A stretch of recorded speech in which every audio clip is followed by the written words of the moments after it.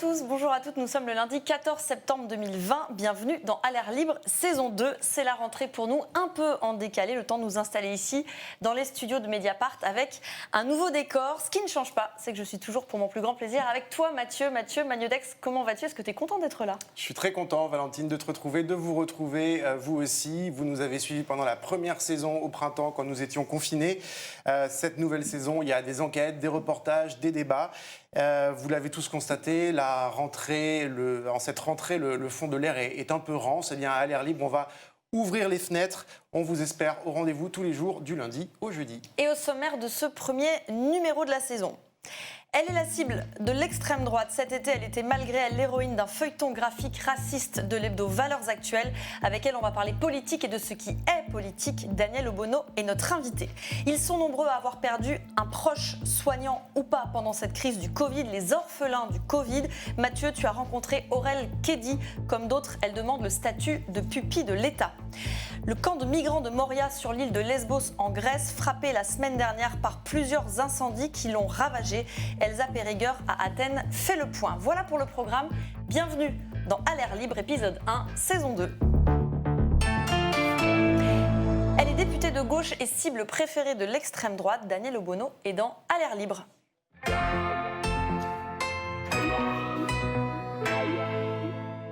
Bonjour Daniel Obono. Bonjour. Bienvenue. Bonjour. Vous êtes député de Paris de la France Insoumise. On va parler de la rentrée sous Covid, de la gauche, de sa capacité ou non à faire l'union, vaste sujet, et aussi et d'abord des assauts répétés de l'extrême droite et de ses médias contre vous. Et on va commencer par la dernière sortie de l'ancien président Nicolas Sarkozy. C'était jeudi sur le plateau de Quotidien, qui n'est pas une émission d'extrême droite. Il parle alors du politiquement correct des élites. Cette volonté des élites qui se pincent le nez, qui sont comme les singes, qui écoutent personne. Alors, je ne sais pas si on a le droit de dire singe parce que on n'a plus le droit de dire on dit quoi, les 10 petits soldats maintenant, c'est ça? Oui. Mais Elle progresse la société. Oui, le livre. Vous parlez Agatha Christie, oui, d'accord. Oui, on n'a plus le droit là maintenant. On a peut-être le droit de dire singe sans insulter personne. Mais c'est ces petites parties des élites qui se regardent dans une glace et pour lesquelles le mot est coupable. Moi, j'aime les mots. Votre réaction, vous l'aviez vue cette séquence? Oui, je l'ai vu tourner sur les réseaux sociaux. Après, c'est Nicolas Sarkozy, la droite décomplexée. C'est lui qui a fait participer largement, justement, à la dédiabolisation politique et médiatique de l'extrême droite, et au prétexte d'un enjeu électoral qui a légitimé une bonne partie de ses théories, ses thèses. Ce que je trouve intéressant dans la séquence, au-delà de l'absurde d'un ancien président de la République, maire d'une des villes les plus riches de France pendant des années, qui fustige soi-disant les élites, c'est qu'on aurait pu croire qu'il s'était emmêlé les mots et que voilà. Mais en fait, il l'explicite, c'est-à-dire que quand il a fini le propos, il veut bien faire comprendre de quoi il parlait et de cet amalgame qu'il fait entre les singes de la sagesse et le roman d'Agatha Christie, voilà, qui est. Mais voilà, c'est révélateur de la lepénisation, zémorisation de la vie politique et médiatique. Alors justement, vous parlez de zémorisation ou d'extrémisation de la vie politique. Cet été, vous avez été bien malgré vous l'héroïne d'un roman de politique-fiction de Valeurs Actuelles, l'hebdomadaire, qui faisait donc un retour vers le passé. Et l'un des épisodes vous était consacré, retour au temps des colonies et de l'esclavage. Son titre, Obono l'Africaine, où la députée insoumise expérimente la responsabilité des Africains dans l'horreur de l'esclavage. Vous y êtes représenté en esclave, des chaînes au cou qu'on ne va pas reproduire ici car c'est plus que dégradant. Vous finissez en Libye où on vous attribue ce sentiment. Après l'enfer qu'elle avait traversé, sa vie d'esclave à Tripoli lui parut une oasis de tranquillité. Alors vous avez déposé plainte, une enquête a été ouverte par le parquet de Paris pour injure à caractère raciste. Est-ce que c'est une bonne nouvelle? Oui, je pense que ça confirme l'analyse que j'ai faite et que nous avons faite à la France Insoumise sur le fait que derrière ma personne, qui est évidemment directement ciblée, c'est toutes les personnes que je représente, c'est la société, c'est le parquet, le procureur qui se saisit parce que c'est la société qui est mise en cause à travers cette attaque. On n'est plus dans la liberté d'expression avec ce roman de politique-fiction. crois que c'est une instrumentalisation de la liberté d'expression, qui d'ailleurs est encadrée également, cette liberté d'expression. On ne peut pas dire tout et n'importe quoi, malgré ce qu'on pourrait croire, et certainement pas inciter à la haine ou avoir un propos raciste qui est un délit, qui n'est pas une opinion, qui est un délit. Et donc, j'espère bien qu'au bout de la procédure, justice sera faite et que cet organe d'extrême droite sera condamné comme il se doit. Alors, Christiane Taubira, en son temps, comparée à un singe. Mais plus récemment, pareil, pour Laetitia Avia, une députée de la majorité, une autre députée noire de la majorité, Sira Silla, visée par une action devant sa permanence du groupuscule d'extrême droite Génération Identitaire. 3 exemples seulement, il y en a certainement d'autres. Comment est-ce que vous expliquez qu'être une femme non blanche en politique en 2020, c'est si violent ? Être une femme et être une femme racisée, c'est violent dans la société en général. Mais c'est vrai que le peu de visibilité, parce que c'est pas non plus énorme, hein, on n'est pas tant que ça, on se compte sur le doigt de la main, ça suscite des réactions de conservatisme et de racisme et de sexisme. Moi, je m'interroge, y compris sur la fascination pour ces gens de l'espèce des singes, qui est une très belle espèce. Moi, je fais régulièrement l'objet d'attaques où on me compare à un bonobo, ce qui pourrait être un compliment, parce que je trouve que c'est des espèces très intelligentes et certainement plus que les êtres humains, mais derrière ça, il y a, c'est clairement une volonté d'avilir et de dégrader, et donc, nous sommes la cible de... c'est pas des micro-agressions, parce qu'elles sont très visibles, étant donné notre visibilité, mais les micro-agressions racistes et sexistes que connaissent les femmes, et notamment les femmes racisées au quotidien, qui font partie du continuum de violences sexuelles et sexistes et racistes. Nous en sommes, malgré nous, la représentation à l'échelle politique. Valeurs actuelles, Sarkozy et les singes, est-ce que ça vous fait flipper tout ça ?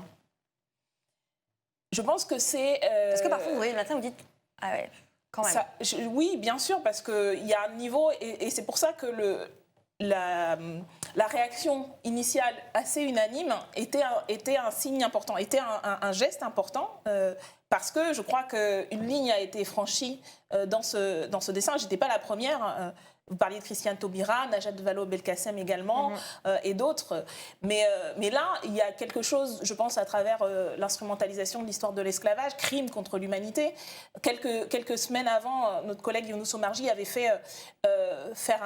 avait permis un vote au Parlement européen pour la reconnaissance de ce crime contre l'humanité, après ce qu'avait fait Christiane Taubira. Et donc là, ça a touché à quelque chose de particulièrement sensible. Mais c'est vrai que y a un sentiment de fatigue et d'usure, parce que c'est aussi ça qui est cherché. Ce qui est cherché, c'est notre silence et notre invisibilisation. Je dis notre au sens de ce que des femmes et des femmes noires ou racisées en politique peuvent représenter, et surtout, je pense, ce qu'on a à dire et le contenu de ce qu'on a à dire. C'est ça qui est visé.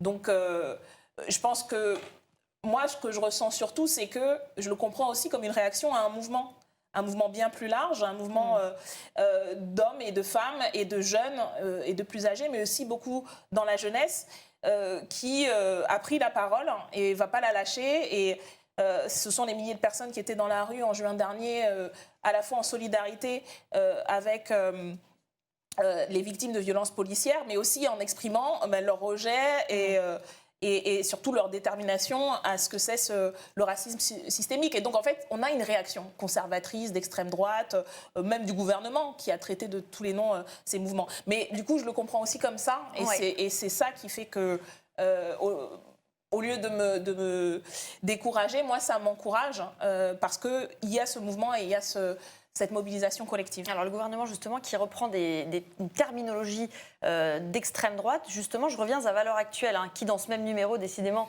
c'est carton plein, titre sur l'ensauvagement de la France. Cette une, vous l'avez vu, j'imagine. Alors on ne va pas faire l'émission sur VA, sur Valeurs Actuelles, mais vous, ce terme, il vous inspire quoi ? Et c'est intéressant, Valeurs Actuelles, comme organe de l'extrême droite, parce que au-delà des personnes... C'est un organe de l'extrême droite.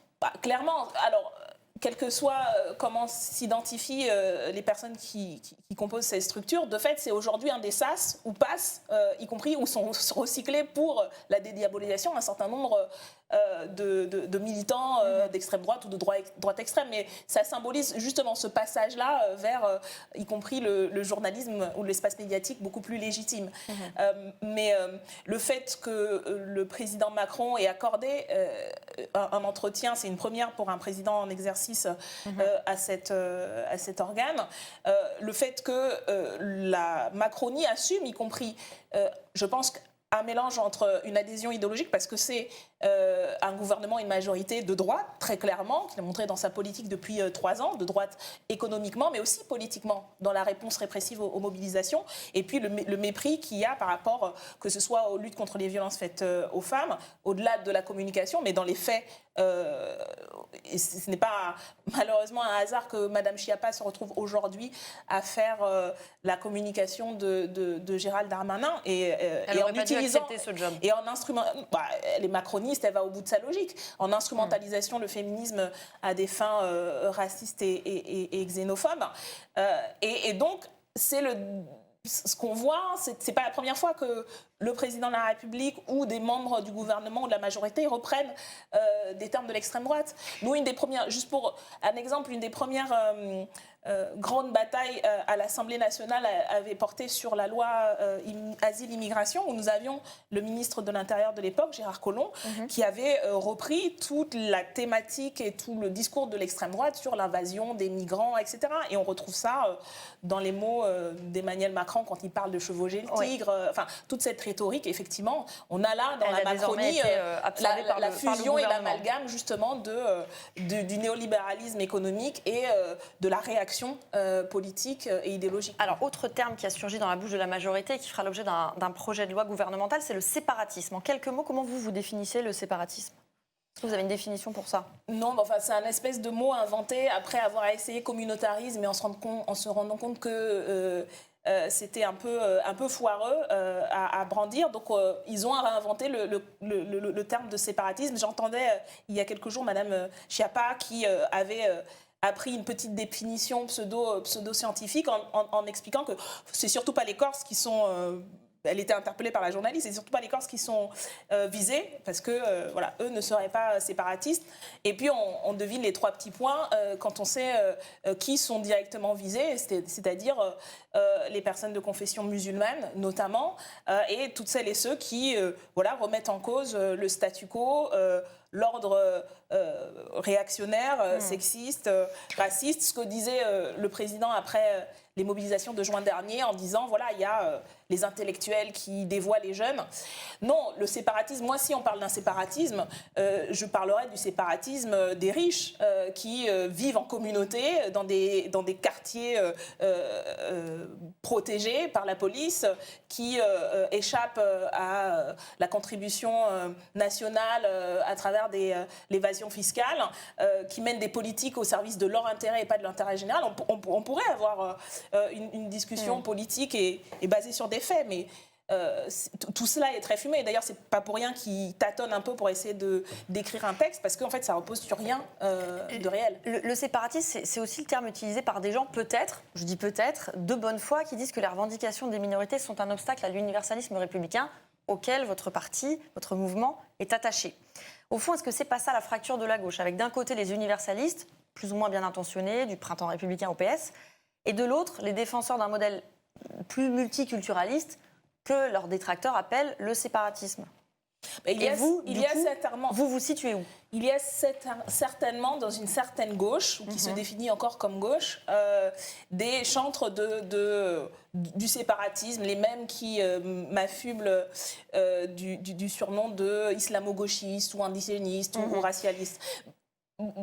Moi, encore une fois, ce n'est pas mon débat, parce qu'il n'y a pas de débat là-dedans. Ce sont des termes qui servent en fait à disqualifier toute parole politique. Si on allait au bout de la définition, une fois que vous demandez à ces gens-là de quoi ils parlent concrètement, réellement, il n'y a rien. Ou alors il y a des anathèmes. moi, je me considère comme une universaliste. Le mouvement de la France insoumise est composé de courants de toute la gauche, et notamment un courant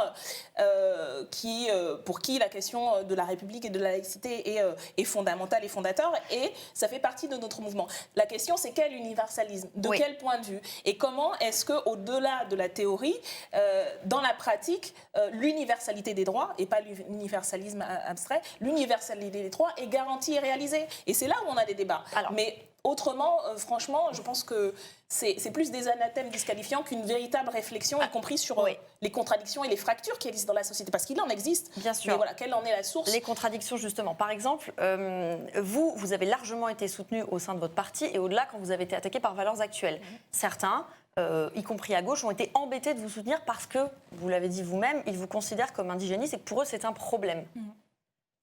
Mais de quoi parle-t-on, encore une fois ? Par exemple, avez-vous une définition de l'indigénisme ou du racialisme ? Moi, je sais ce que c'est le racialisme. C'est la théorie raciste qui vise à diviser et à opposer, à hiérarchiser les personnes en fonction de leur origine, leur couleur de peau, leur religion supposée. Voilà. Exemple, moi, je combats ça. Je suis une militante antiraciste. Et aujourd'hui, c'est la militante antiraciste que je suis qui est accusée de racialisme.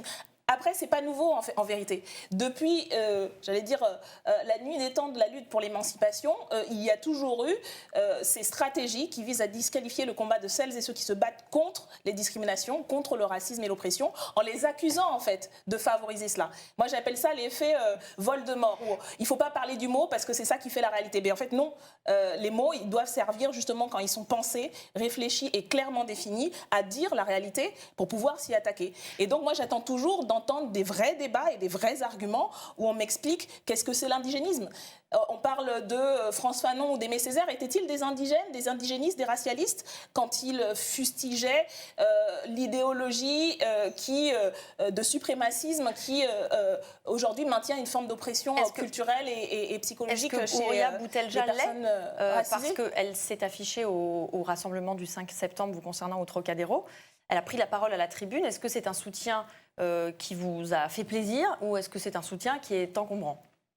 Écoutez, cette initiative avait été lancée par le comité la Fondation Frantz Fanon, que j'ai remerciée, et a été soutenue par la LDH, ATTAC. Oui, elle a parlé, c'est-à-dire que c'est pas comme si c'était juste manifestante. Oui, donc tout un ensemble d'organisations, dont le Parti des indigènes de la République, qui participe encore aujourd'hui. Ce sera peut-être pas le cas plus tard, mais encore aujourd'hui, à bon nombre de mobilisations antiracistes. Donc, ça vous va. Mais la question, c'était pas c'est vous quand même qui êtes une mobilisation. soutenu. Et donc j'ai à cette occasion pris la parole pour remercier toutes les associations et les collectifs. Pour ce qui est du débat, si vous voulez faire un débat avec Horia Boutelja pour qu'elle vous explique ce qu'elle défend, soit, mais c'est pas moi qui vais vous parler d'Horia Boutelja et ce qu'elle défend. Je ne suis pas membre du Parti des indigènes de la République, je n'en ai jamais été.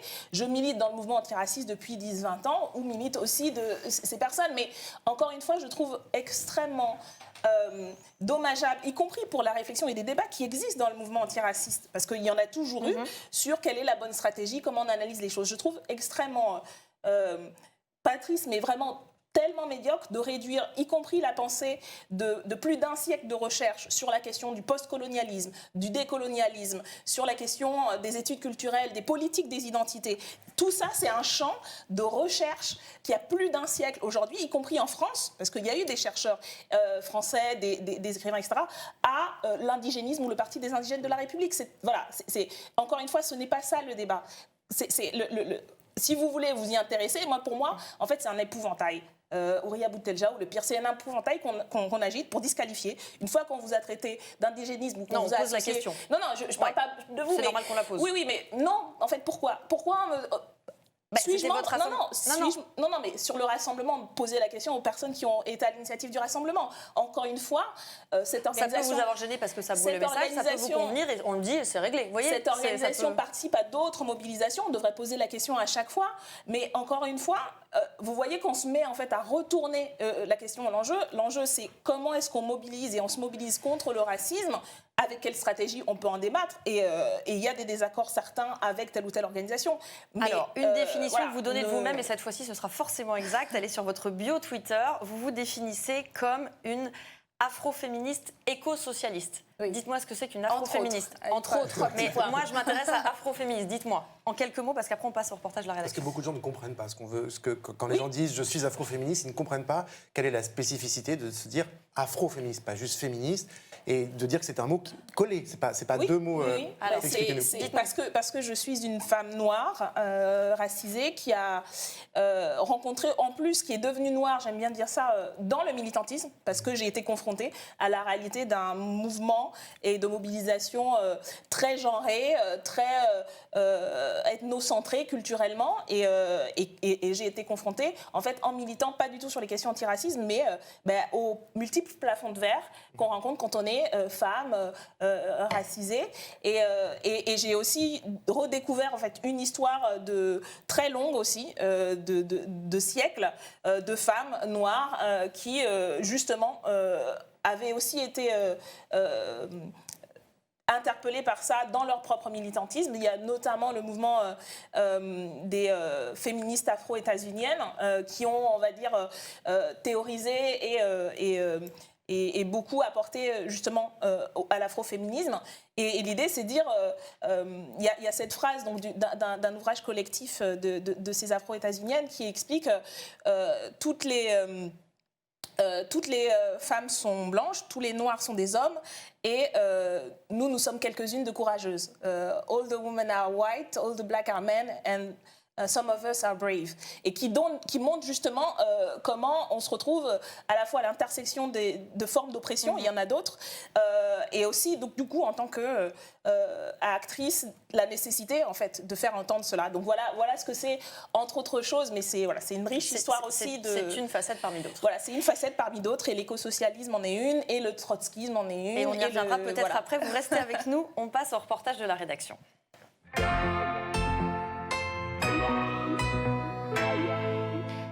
Alors la rentrée, c'est aussi le Covid qui est toujours présent et ces dommages collatéraux, ces enfants de personnes décédées du Covid qui se retrouvent orphelins. Mathilde Goannec a enquêté début septembre dans Mediapart.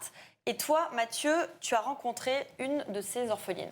Oui, elle s'appelle Aurel Kedi, elle a 29 ans, elle est infirmière. Sa mère est décédée du Covid le 1er mai. Et avec Célia Mebroukine, nous sommes allés la rencontrer chez elle, à Alfortville, dans le Val-de-Marne. La jeune femme est brutalement devenue chef de famille. Je suis obligée, moi, de travailler tous les jours. Voilà. Pour faire vivre vous et les frères et sœurs. Oui. Sachant que pour l'instant, les deux, mon frère qui a 21 ans et ma sœur qui a 14 ans, ils vivent dans le logement de ma mère. Donc il y a ce loyer à payer, plus mon loyer. Je suis en attente d'un logement, donc il faut qu'il mange, il faut qu'il s'habille. Une prise en charge normale d'enfant, quoi. Tout ce que ma mère faisait, maintenant, c'est à nous de le faire. Sa mère s'appelait Calixte Songa Mbappé, elle avait 54 ans et elle travaillait dans un EHPAD à Cachan. Elle s'est dit, je vais aller travailler. Et sa collègue que j'ai eue il y a quelques jours m'expliquait que elle avait peur en fait pour ma mère parce qu'elle lui disait, mais je te sens très fatiguée parce que moi j'ai appris que ma mère était malade le 19 mars. Ma mère était malade déjà depuis début mars. Et vous l'avez caché? Elle me l'avait caché parce qu'elle nous avait juste dit qu'elle était fatiguée et que c'était une petite grippe. Mais en vrai, c'était pas une grippe. Il y avait pas mal de monde qui était déjà malade dans leur service, dans l'EHPAD, mais elle ne nous l'a pas dit.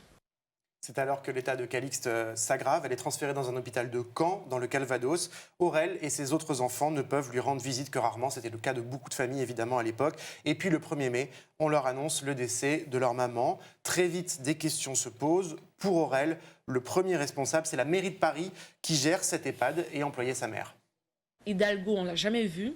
Elle nous a envoyé une lettre manuscrite, tapuscrite, pour nous adresser des condoléances. Un minimum, c'est de recevoir la famille quand même. C'est pas un animal qui est décédé encore. Le 28 juillet, la famille a déposé plainte contre la mairie de Paris pour, je cite, mise en danger de la vie d'autrui ayant entraîné la mort et manquement à des obligations légales. Selon sa famille, selon Aurel, jusqu'à ce qu'elle tombe malade, Calixte, sa maman, travaillait en effet sans masque. Alors Valentine, on a contacté la mairie de Paris, elle a refusé de nous accorder un entretien filmé, faut le dire, mais elle nous a envoyé un mail ce matin, juste avant la diffusion de l'émission, ce mail le voici, et en gros, la mairie de Paris le redit, il y a une phrase importante dans ce texte sur les faits qui concernent Madame Mbappé, la vie n'a jamais failli à ses responsabilités. Et il y a d'autres éléments dans ce mail, au sujet des masques, par exemple, la mairie affirme qu'il y en avait dès début mars dans l'établissement et qu'il n'y avait pas alors de cas symptomatiques dans cette EHPAD, mais la mairie de Paris reconnaît aussi qu'elle n'a demandé à ses agents de porter les masques chirurgicaux que le 23 mars, à cette date, Calixte Sangaré-Mbappé, elle, était déjà malade. Précisons aussi que la ville de Paris a apporté un soutien financier pour les obsèques et le loyer, mais selon Aurel, ce n'est pas suffisant aujourd'hui. Elle en veut aussi à l'État qui traîne à reconnaître un statut de pupille de la nation pour les orphelins du Covid. Mon frère s'est rendu au défilé, il a interpellé M. Macron. M. Macron lui a dit que, concernant cette histoire de pupille d'État, il lui a dit que ce serait fait pour septembre. On est septembre, on n'a rien du tout. La CPRM, on n'arrête pas de les appeler, il n'y a rien qui est fait. L'EHPAD dans lequel travaillait ma mère, personne ne sait ce qui se passe en fait. On est dans l'attente, on est dans le flou, on ne sait pas. Voilà. Il faut qu'il prenne sa responsabilité. Il aurait fallu donner les moyens aux soignants avant. Nous, aujourd'hui, on est en train de pleurer. Lui, il est couché à l'Élysée, il vit sa vie, sa meilleure vie. Et nous, tous les jours, on pleure. Moi, aujourd'hui, je veux savoir qui doit s'occuper de mes petits frères. Qui doit s'occuper d'eux. Nous, on est en attente d'un logement. On ne peut pas vivre sur 2 logements séparés comme ça. Ma mère habite à l'autre bout de la ville, j'habite ici. Je ne peux pas m'amuser tous les jours à aller m'occuper de mes petits frères, revenir. C'est épuisant. Moralement, mentalement, tout. Moi, je suis épuisée. Ça fait 4 mois que je ne dors pas. Et j'en ai marre. Je ne peux plus. Donc, il faut qu'ils trouvent une solution. Il faut qu'ils nous rendent des comptes. Vendredi, le gouvernement a annoncé la publication d'un décret permettant de reconnaître le Covid comme maladie professionnelle et ainsi de débloquer une pension pour les familles des soignants et personnels décédés. A priori, la famille d'Aurel pourra en bénéficier. Reste à savoir quand. L'État planche aussi sur la mise en place d'un statut proche de celui de pupille de la nation qui permettrait une prise en charge des orphelins du Covid jusqu'à 25 ans. Mais là encore, à ce stade, aucune date précise n'a pu nous être communiquée. Avec la crise sanitaire, les urgences s'accumulent, nous a-t-on expliqué au ministère de la Santé. Et on suivra ce dossier. Et d'ailleurs, si la mairie de Paris nous écoute, nous regarde, qu'elle n'hésite pas, à notre micro lui est toujours tendu. On est toujours preneur de réponses face caméra. Daniel Obono, est-ce que vous pourriez soutenir une initiative pour reconnaître ces orphelins, orphelines comme pupilles de la nation ? Oui, bien sûr. Je pense qu'il y a eu des propositions, des textes qui ont circulé au sein de l'Assemblée nationale. Et on s'y est associé, ou dans tous les cas, on s'associera à cette prise en charge. Nous, on avait mis en proposition donc, la prise en charge notamment des obsèques des personnes mortes du Covid. Et puis, je pense que plus généralement, oui, il faut tout ce qui a manqué de protection avant pour anticiper, pour prévenir, doit être aujourd'hui une protection pour faire face à cette crise qui n'est pas terminée et dont là, on a des effets en termes de famille, mais tous les effets psychologiques, psychiatriques. J'étais la semaine dernière au congrès de l'Union syndicale psychiatrique et voilà, où les moyens de prise en charge pour les plus vulnérables et puis pour la population, les enfants, etc. Voilà, tout ça, ça fait partie du travail que nous, on va faire pour s'assurer que le gouvernement... Un gros chantier de la rentrée. Voilà, soit à la hauteur. Alors, Daniel Obono, on ouvre maintenant un gros dossier, le dossier La Gauche. Alors, on va essayer, c'est un vaste sujet, on va essayer de faire clair et concis, parce qu'on est très en retard. Est-ce que vous souhaitez que la gauche, du PS aux Insoumis en passant par les Verts, s'unissent pour 2022 ? Je souhaite... Ouais, non, mais même vous êtes désemparés, on voit bien. Mais en fait, je pense que c'est pris dans le mauvais sens. Moi, je pense qu'il faut défaire Emmanuel Macron et renvoyer l'extrême droite aux poubelles de l'histoire. Donc pour ça, il faut fédérer les énergies, fédérer d'abord le peuple et la population. Et donc la majorité des gens aujourd'hui qui ne se prononcent plus, qui sont en grève civique. Et de ça, il faut trouver les instruments pour le faire et au niveau organisationnel, mais vraiment c'est partir dans l'autre sens parce vous savez sinon... qu'on est encore dans la 5e République jusqu'à ce que la 6e arrive peut-être grâce à vous, mais on est toujours en 5e et que pour l'instant on élit quelqu'un. un homme ou une femme. Et nous avons mis dans le débat la nécessité de cette fédération populaire. Et c'est une vraie proposition sur la base de notre programme et de tout ce qu'on fait depuis 3 ans qui est mis sur la table. Mais encore une fois, moi, je ne crois pas à l'addition des étiquettes. Je ne crois pas en une union de la gauche qui, tout d'un coup, réveillerait les masses abstentionnistes et donnerait envie parce que c'est une union, en fait. L'union pour l'union. Et jusqu'à présent, c'est comme ça que c'est posé dans la discussion. Ça ne sert à rien qu'à se faire plaisir. Parce qu'au final, on ne gagnera pas sans le peuple. Et aujourd'hui, une majorité du peuple, en tout cas de celles et ceux dont on pense qu'ils ont tout intérêt, et elles ont tout intérêt à se mobiliser, ne l'est pas. Et donc, voilà, il faut partir de là et du coup mettre dans le débat des éléments concrets pour qu'on arrive à fédérer ces gens-là, quoi. Alors, donc, des éléments dans le débat, un programme évidemment qui fédère, avec des mesures de gauche que les Insoumis défendent, ça on entend bien et on s'en doute. Est-ce que c'est possible derrière quelqu'un d'autre que Jean-Luc Mélenchon? Répondez pas tout de suite. Mathieu, avec Youmni Kessouf, tu es allé à la rencontre de camarades de Daniel Obono. Oui, camarades de Daniel Obono et d'autres. C'était dans la Nièvre, à la Charité-sur-Loire, au Festival des idées. Ils ont parlé, tous ces gens, de l'union en 2022. L'union, d'accord, mais comment? Et derrière, quel candidat? Question que nous avons posée à Adrien Quatennens, votre collègue, député du Nord. Compte tenu de la situation, compte tenu du fait qu'il a été 2 fois candidat à l'élection présidentielle, candidat commun d'ailleurs de plusieurs, avec les résultats qu'on connaît, est bien placé, c'est mon avis. Et je pose aussi la question, à part poser la question de quel était le problème avec l'avenir en commun, je pose aussi la question, quel est le problème avec Jean-Luc Mélenchon? Il y a encore des gens qui ont un problème ici avec Jean-Luc Mélenchon. Bah écoutez, de moins en moins, ça je l'observe, pour discuter avec eux. Alors après, peut-être que ceux qui viennent parler avec moi sont peut-être ceux qui ont le moins de problèmes. Mais en tout cas, je pense qu'il peut incarner une forme de candidature commune à un camp qui, autour d'un projet clair, saurait se retrouver. Mais d'autres ne pensent pas tout à fait comme lui, comme Manon Aubry, députée européenne de la France Insoumise. On l'a vu en grande discussion avec Éric Piolle, le maire écologiste de Grenoble, pile devant notre caméra, vous voyez. Puis ici, on va le voir devant de jeunes militants du climat. Ces deux-là ont affiché le fait qu'ils sont d'accord sur beaucoup de choses et rêvent de convergence large à gauche. Si on est crédible, par exemple, dans le changement institutionnel qu'on prône, en l'occurrence le changement de République et le passage à la 6e République, alors pourquoi ne pas le mettre directement en œuvre en présentant pour ces élections un ticket, voire même une équipe, en cassant un peu les codes. Alors évidemment, il y aura une tête d'affiche, il y en aura toujours, c'est la 5e République. Il nous faut un président de la République si on veut changer d'institution. Mais pourquoi on ne jouerait pas une carte collective en présentant, par exemple, un binôme paritaire? Jean-Luc Mélenchon est d'accord avec ça? Je lui soumets l'idée. Alors, un binôme paritaire, comme ça on sort de la logique de la personnalisation, c'est plus Jean-Luc Mélenchon tout seul, ça c'est pas bien, c'est la 5e. Ça n'a jamais été Jean-Luc Mélenchon tout seul. Déjà en 2017, moi je faisais partie de la campagne, on était très nombreux et nombreuses. Et d'ailleurs, vous les avez découvertes depuis 3 ans quand même.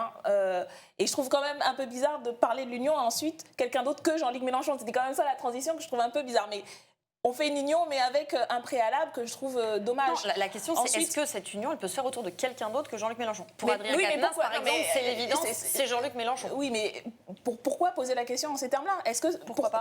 Pourquoi est-ce quelqu'un d'autre que Jean-Luc Mélenchon? Pourquoi pas Jean-Luc Mélenchon? Pourquoi vous ne posez pas la question? Parce que le pourquoi pas Jean-Luc Mélenchon, c'est assez évident du côté des Insoumis, mais il y a quand même certains de vos camarades qui disent peut-être qu'on pourrait faire autrement, peut-être qu'on pourrait... Non, je pense que ce que j'ai entendu de ce que disait Manon Aubry, c'était pas contradictoire avec ce que dit Adrien Quatennens ou ce qu'on peut mais après la dynamique pour elle. Écoutez, vous lui poserez la question et elle expliquera. Moi, ce n'est pas ce que j'ai entendu et ce n'est pas ce qu'elle défend. Ce qu'elle défend, par contre, sur quoi je suis d'accord, c'est que on doit créer une dynamique et une dynamique collective. Et d'ailleurs, on sait faire. On a appris à faire ça. On a montré qu'on savait faire ça. Aujourd'hui, je pense que des 17 députés insoumis et insoumises, la France insoumise a participé quand même à diversifier un peu le champ de la représentation politique en 3 ans, d'une manière assez significative. Donc oui, il faut trouver des manières de faire, y compris imaginer une campagne en s'inspirant de ce qui a été fait en 2017, parce qu'encore une fois, on n'a pas été au 2e tour, mais on a fait quand même quelque chose d'assez inédit, avec des énergies nouvelles et différentes, notamment à travers les réseaux sociaux, à travers une jeunesse qui s'est engagée dans la campagne de manière innovante. Donc voilà, mais ça, on a toujours été ouvert à la discussion.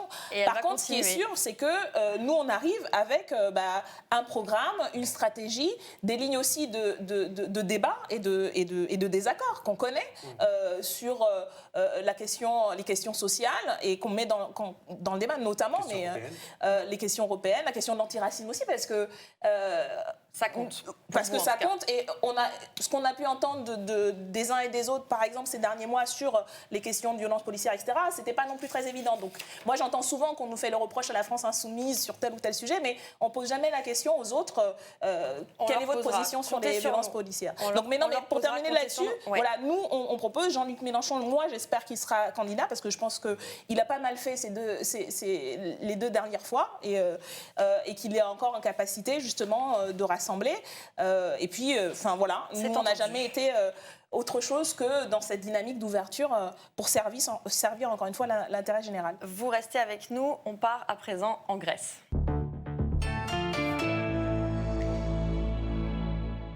Bonjour Elisa, tu es à Athènes et on revient aujourd'hui sur la situation du camp de migrants de Moria sur l'île de Lesbos. Lesbos, c'est une petite île grecque toute proche de la Turquie et le village de Moria, il est là, pile en face des côtes turques.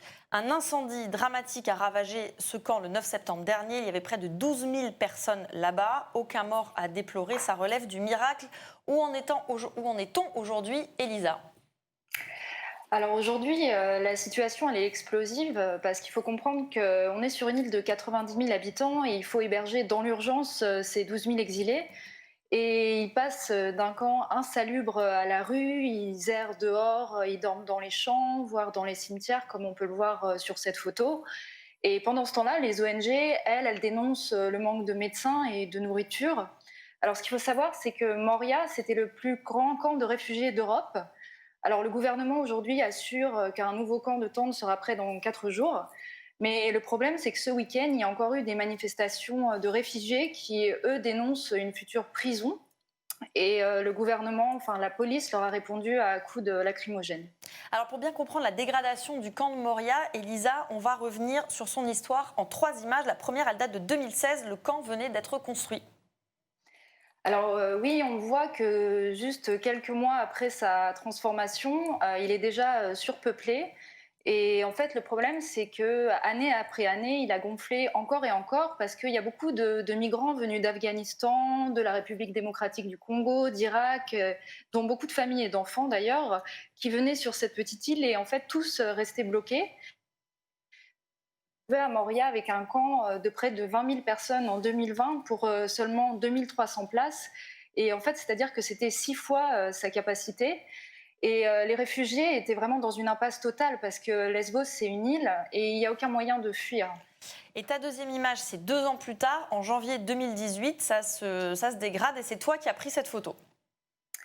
Alors oui, sur cette image, ce qu'on voit, c'est une montagne de gilets de sauvetage dans le nord de l'île. Et en fait, elle illustre le fait que Lesbos, qui se trouve à moins de 12 km de la Turquie, elle est devenue en 2015 la principale porte d'entrée d'européenne pour les réfugiés. Mais ce qu'il faut savoir, c'est qu'à l'époque, les habitants se montraient encore très solidaires avec les exilés qui ne faisaient que passer parce que les frontières européennes, à l'époque, étaient encore ouvertes. Et donc en 2020, ça dégénère et c'est ta 3e image, une vidéo que tu as tournée. Alors oui, en 2020, en mars dernier, ça a dégénéré. Ce qu'il faut savoir, c'est que Moria est devenu le symbole de l'échec de la politique migratoire de l'UE. Et des groupes d'extrême droite ont surfé sur la colère des habitants de Lesbos qui, eux, n'en pouvaient plus et disaient qu'ils étaient abandonnés. Donc en mars dernier, on a eu une explosion de tensions, notamment lorsque la Turquie a ouvert ses frontières aux réfugiés pendant quelques jours. Donc dans ma vidéo, ce qu'on voit, ce sont des habitants d'extrême droite qui s'en prennent à un bateau de réfugiés qui vient tout juste arriver de la Turquie en face, dans le petit port de Termis, à Lesbos. Et donc voilà, ce qu'ils crient, c'est « dégagez, dégagez, rentrez chez vous ». Et donc, quelle sera la suite, Elisa ? Alors, pour le moment, évidemment, c'est encore très, très tendu. D'abord parce que aussi à cet incendie s'est ajouté le problème du Covid. Des réfugiés ont été testés positifs et donc il faut empêcher absolument la diffusion du virus sur l'île. Et puis aussi, donc, à cause de la construction d'un nouveau camp sur la même île, parce qu'il met en colère ce nouveau camp, il est presque prêt et en fait... plus personne sur l'île, que ce soit les réfugiés ou les habitants, ne voulaient de Moria. Alors c'est évident que personne ne veut d'un nouveau camp. Les seuls en réalité qui veulent de ce camp, c'est les politiques grecs et européens. Et donc la fin de Moria, finalement, ça signe pas du tout la fin du calvaire pour les réfugiés, les riverains ou les ONG. Ça ressemble pour tous ceux qui vivent encore à Lesbos à un nouvel abandon. Merci Elisa Perriger, tu es à Athènes. On te lit bien évidemment sur Mediapart. À bientôt, tout de suite, le 24h Mediapart.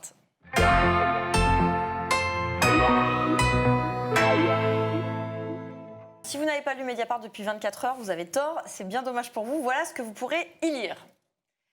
D'abord, une analyse de Fabrice Arfi sur le nouveau ministre de la Justice, Éric Dupond-Moretti. Il est question de conflit d'intérêts. Dupond-Moretti a en effet passé une partie de ses vacances avec l'avocat de Nicolas Sarkozy, maître Thierry Herzog. Situation fort problématique puisque Herzog sera jugé en novembre prochain pour corruption dans l'affaire Bismuth-Sarkozy et qu'au procès, l'accusation sera portée par le parquet national financier, placé statutairement sous l'autorité du ministre qui a passé ses vacances avec un des prévenus.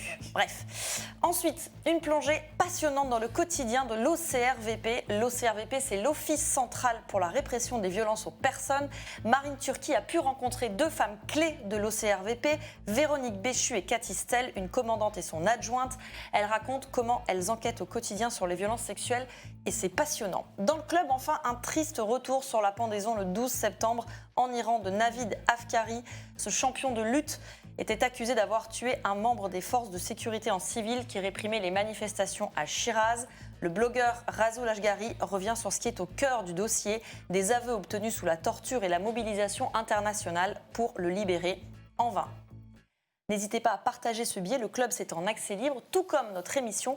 Mais vous le savez, Mediapart ne vit que grâce à ses abonnés, donc je fais la réclame, je ne lance pas de pub, mais je fais de la pub pour ce journal. Abonnez-vous. Merci Mathieu, on se voit demain.